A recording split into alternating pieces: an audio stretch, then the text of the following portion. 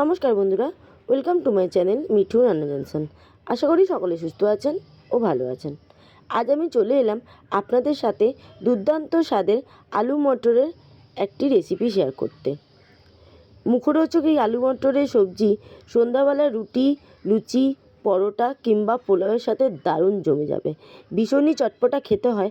আপনারা একবার এই মটর দিয়ে এইভাবে আলু মটরের সবজি করে দেখবেন, অসম্ভব সুন্দর খেতে হয়। আপনারা কিন্তু একবার ট্রাই করতে পারেন, আপনারা একবার খেলেই বুঝতে পারবেন। প্রথমে আমি আলু আর মটর জলে সামান্য লবণ দিয়ে হাফ বয়েল মতো করে নেব।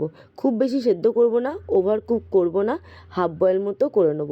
এইভাবে আলু মটরগুলো খুব সুন্দরভাবে আমি সেদ্ধ করে নিচ্ছি। দেখুন 10 থেকে 15 মিনিট রেখে দিলেই কিন্তু বেশ সুন্দরভাবে সেদ্ধ হয়ে যাবে।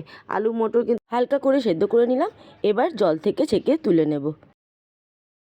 আপনারা চাইলে ডাইরেক্ট আলু মটর ভেজেও করতে পারেন, কিন্তু মটর একটু কচকচে হয়, তাই আমি এইভাবে হালকা সেদ্ধ করে নিলাম। সমস্ত আলু মটরগুলো জল থেকে ছেঁকে তুলে নিলাম। এরপর কড়া গ্যাসে বসিয়ে দেবো। কড়া খুব ভালো করে গরম হয়ে এলে দিয়ে দেবো সামান্য পরিমাণে সাদা তেল। আমি এখানে সাদা তেলেই করছি।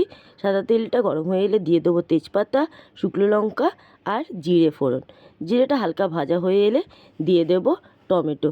এখানে আমি 2টো টমেটো দিয়েছি, বড় মাপের 2টো টমেটো দিয়েছি। টমেটোটা একটু বেশি পরিমাণে লাগবে। টমেটো দিয়ে হালকা করে ভাজা করে নেব। এবার দিয়ে দেবো সামান্য পরিমাণে আদা কুচি দিয়ে টমেটো আদা খুব ভালো করে ভাজা করে নেব। দেখুন ভাজতে ভাজতে টমেটো প্রায় হাফ সেদ্ধ হয়ে গেছে। এই পর্যায়ে দিয়ে দেবো সামান্য পরিমাণে লবণটা দেওয়ার ফলে টমেটোটা আরেকটু গলে যাবে। এই সময় দিয়ে দেবো সামান্য পরিমাণে হলুদ গুঁড়ো, লঙ্কা গুঁড়ো। আর কিছুই লাগবে না। এই সামান্য উপকরণে কিন্তু বেশ সুন্দর তৈরি হয়। এই আলু মটর এইভাবে একবার অতি অবশ্যই করে খাবেন। এবার দিয়ে দেবো আগে থেকে সেদ্ধ করে রাখা কড়াইশুঁটি আর আলু দিয়ে সমস্ত কিছু একসাথে খুব ভালো করে ভাজা করে নেব। আপনারা চাইলে জল দিয়ে মাখা করতে পারেন, কিন্তু এইভাবে ভাজা করে দেখবেন, এর স্বাদ কিন্তু দুর্দান্ত হয়। খুব ভালো মতো আমি সব কিছু একসাথে মিশিয়ে ভাজা করে নিচ্ছি। টমেটোটা এরকম গোটাই রাখবেন, তাহলে স্বাদটা কিন্তু সত্যিই ভালো হয়। দেখুন একদম পারফেক্ট সেদ্ধ হয়ে গেছে আলু আমাদের, আর মটরও সেদ্ধ। এই পর্যায়ে দিয়ে দেবো ভাজা মশলা। আপনাদের কাছে ভাজা মশলাটা না থাকলে আপনারা শুকনো কড়াইয়ে ধনে, জিরে আর শুকনো লঙ্কা হালকা ভাজা করে গুঁড়ো করে নেবেন। আমার কাছে আগে থেকেই তৈরি করে রাখা ছিল। এই পর্যায়ে দিয়ে দিচ্ছি সামান্য পরিমাণে ভাজা মশলা। আপনাদের পরিমাণ বুঝে আপনারা ভাজা মশলাটা ব্যবহার করবেন। ভাজা মশলা দিয়ে সব কিছু একসাথে আবারও খুব ভালো মতো মিশিয়ে মিনিট 3-4 মতো রান্না করে নেব। তারপরেই গরম সার্ভ করব কড়াইশুঁটি আলুর মুখরোচক রেসিপি। অত্যন্ত লোভনীয় এবং দুর্দান্ত স্বাদ হয় এই কড়াইশুঁটি দিয়ে আলুর সবজিটা। অতি অবশ্যই আপনাদের একবার করার অনুরোধ রইল।